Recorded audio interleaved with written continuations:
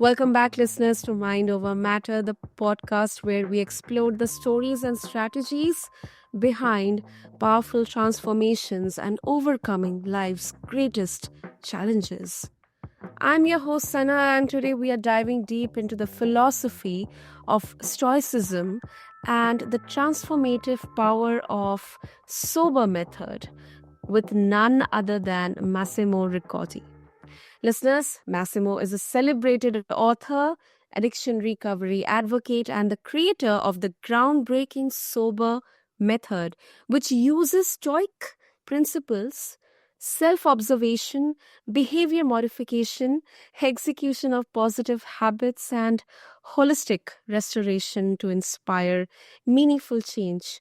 Although it sounds complex, but trust me, it's going to be a very, very simple and smooth conversation because we are going to break down the sober method with help of our guest, Massimo Rigotti. And let me tell you, listeners, his journey from battling addiction and bipolar disorder to becoming now a beacon of hope for personal growth is nothing short of extraordinary for all of us. So we'll explore how sober method can help anyone chart a path toward a lasting change, the role of Stoicism in building that resilience to stick with that path, and why confidence is a flavor worth savoring. So get ready for a candid, insightful, and inspiring conversation that might just change your perspective on life. Let's quickly jump in. Massimo, welcome to the show. And as always, it's an absolute honor having you with us today.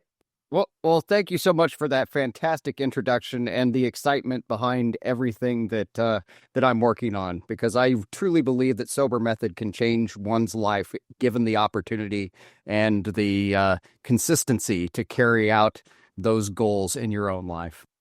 Absolutely. So, Massimo, before we talk about the topic, let's start with your personal journey. So, uh, you have battled addiction, bipolar disorder, uh, and it's incredibly powerful to see your journey.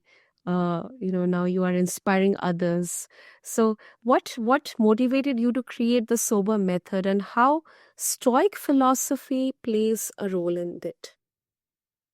Yeah, thanks. That's a great question, and I'll make it as brief as possible. But it would be very on point to say that I was very lucky to have met a unique individual on a beach in Florida in 2014. And at the time, I was a complete mess. I was definitely a alcoholic drug addict at the time. And for some reason, this young lady saw something in me and decided that she was going to fix me. And Okay. and I decided to listen. And her name was Samantha Thomas. And I ended up hitting rock bottom shortly after we met. We were separated by distance, but we corresponded by mail. And I was living homeless on the street for 16 months. And during that time period, I was able to figure myself out, largely from her direction and guidance, asking me some pointed questions about how I felt about certain things and what actions I was taking whenever I was presented with a stimulus. And and as I was able to then reach the point of sobriety, it AA, the typical kind of path for most people, it wasn't enough for me. I felt like I could do better. And so I began this drive to figure out how could I continuously improve myself. I shared these thoughts and ideas with Samantha, and she said, "You know what? You really should write all this down. I think this would be really powerful stuff for other people to know." And I heard it, but I didn't do anything about it. But then tragically on August 1st of 2020, she was murdered by a vehicle, drunk driver. And that totally changed my life. It set me on a completely new path to realize that I needed to truly double down on this and carry on what she had done for me. She helped one person. How many could I help? So that's when I put Sober down into what is now 2 books. And now it consumes me. This is what I do full time, is that I help others find their sobriety and through the sober method. Beautiful, beautiful. You are truly living up to Samantha's legacy, and thank you for sharing this incredibly powerful and inspiring journey with all of us, Massimo. So, now breaking down each of the elements in this method, steps. So, Stoicism, self observation, behavior modification, execution of positive habits, and holistic restoration. And it's so unique. So, if you can break down how each of these elements contributes to meaningful personal transformation. Oh, absolutely. So, at a very high level overview, it's starting with Stoicism. And Stoicism is an ancient Greek and Roman philosophy which emphasizes virtue, wisdom, courage, justice, temperance.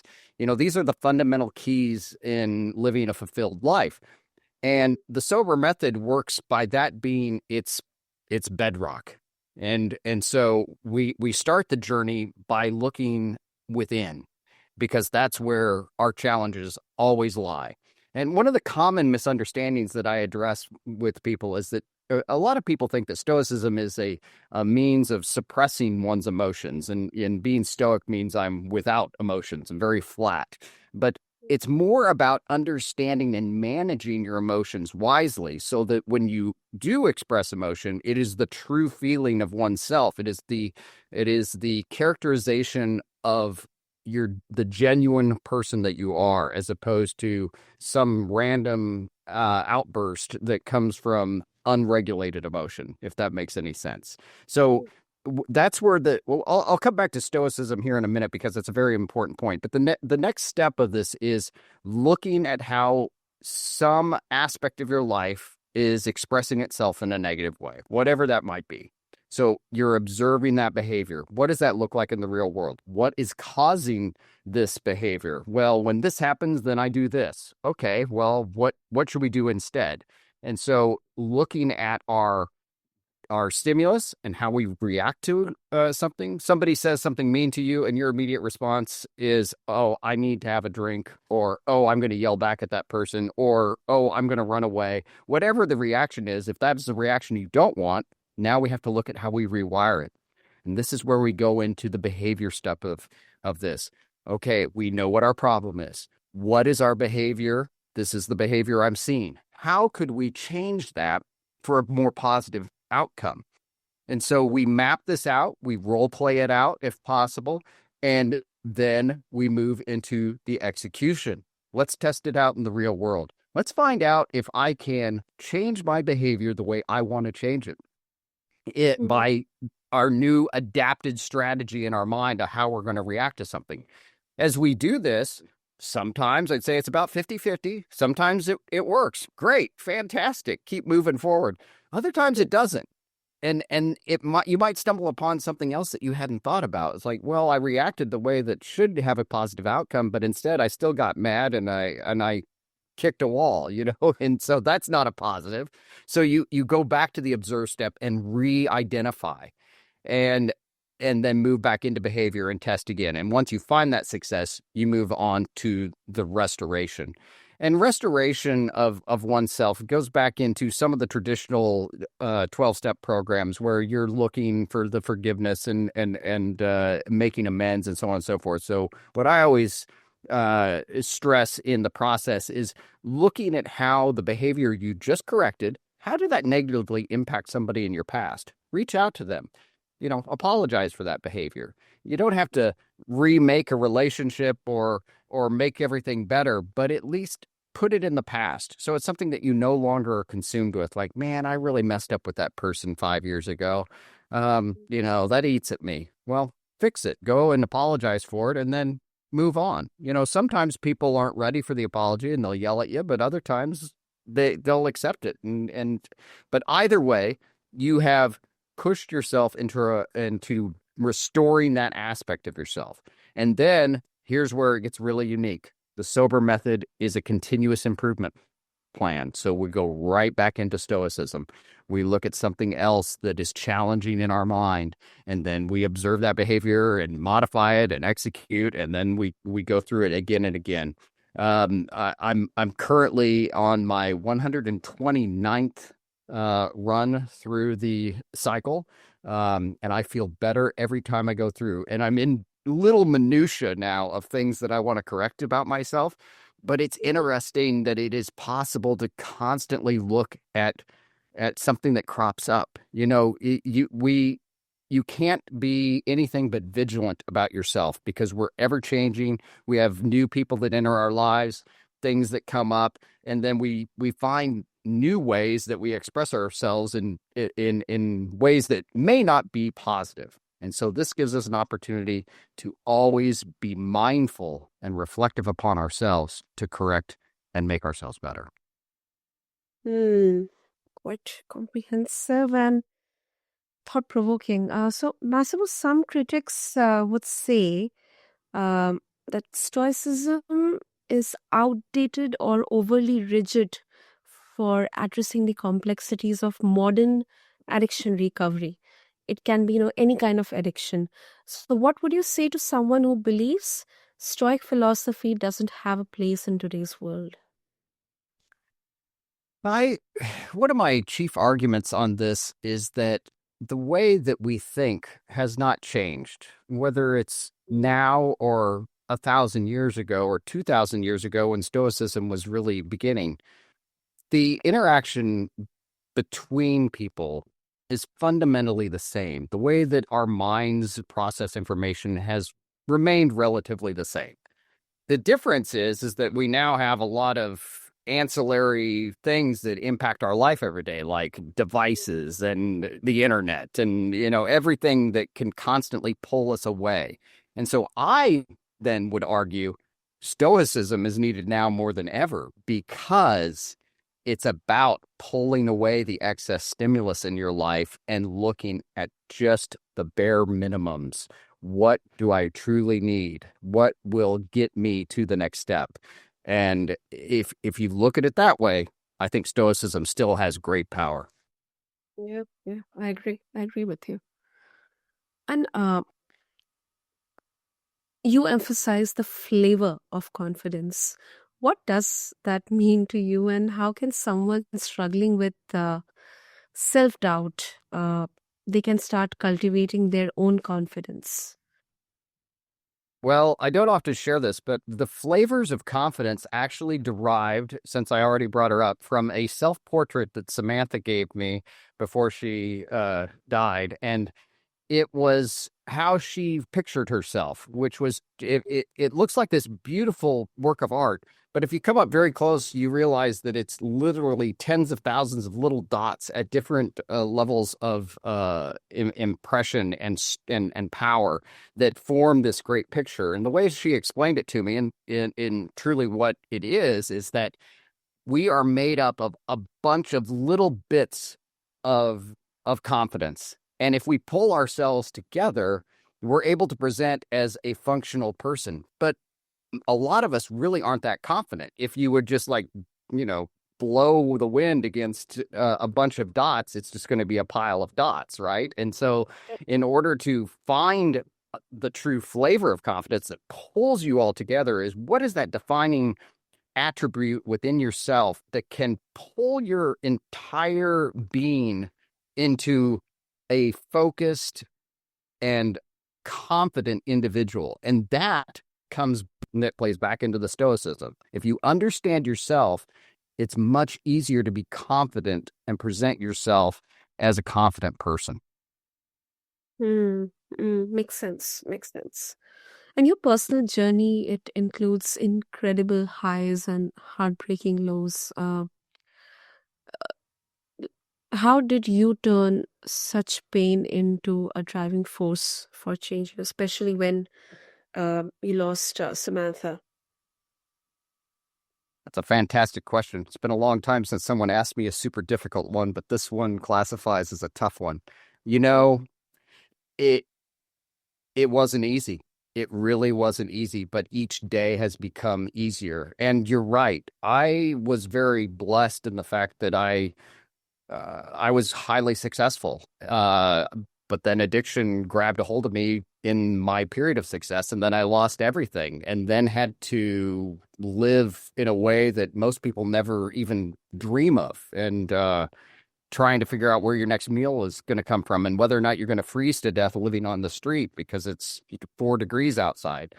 So, and then to walk that forward, I think that the best way to think about it is that I'm just so thankful and have so much more gratitude for everything that I have now than I did before, that life becomes so rewarding. Interactions with people is very rewarding. Losing someone so significant in my life makes me recognize the fact that every interaction I have with someone might be its last. And so I treat it with a higher amount of respect. And in all of those things, what I put out, I get right back. And people overlook that as being a fundamental uplifting force in your life, because the energy you put out, if it's positive, you get that right back. If you say hi and smile at somebody when they look like they are not happy or not having a good day, 9 times out of 10, they will smile back at you and you'll feel better.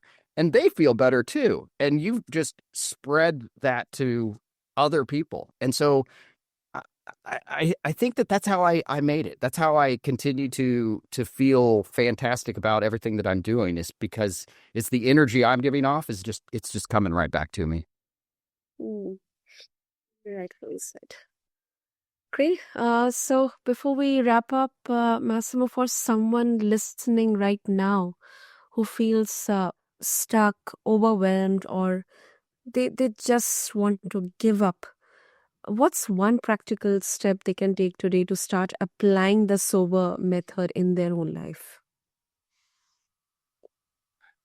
I- it's all about small measurable steps. So that's a fundamental thing. So pick one thing today that you are grateful for, that you can express gratitude for. Pick one thing today, small as it may be, that you can change about yourself and celebrate. Whatever that is, just make that small change. So tonight you can say, wow, I did that. I'm going to try to do that again tomorrow. And you'll feel good about it. You bring those two together and just reflect on just those two small things today, and it might just change your whole course in life. Yeah. Yeah. Great, great. And if our listeners, they would like to connect with you and explore more about sober method and also your book, Flavors of Confidence, how they can do that. Absolutely. I'm on all social medias with the at Sober Method. It's real easy to find, sobermethod.com. My book is available anywhere books are sold, Amazon, Barnes and Noble. If they have a book selling operation, I guarantee you can secure a copy of my book. It's available all over the world. Great, great. We'll make sure to have all the details mentioned in the show notes. And Massimo, thank you so much. Your journey and the way you created Sober Method, I think they are incredibly extraordinary. And thank you for sharing your wisdom, resilience, and the actionable steps we all can take to, create a meaningful path in our own lives. Thank you. And to all of our listeners, if today's conversation has resonated with you, do not miss to connect with Massimo. You can refer to the show notes along with this episode. And as Massimo said, transformation starts with the smallest step, whether it's embracing stoicism, observing your own patterns, or simply believing in your potential to change. So, thank you for joining on Mind Over Matter. If you enjoyed this conversation, please subscribe, rate, leave a review. Let us know how we are doing and share this episode with someone who could use a little extra inspiration today. Until next time, I'm your host, Sana, encouraging you to always keep your mind over the matter. Thank you.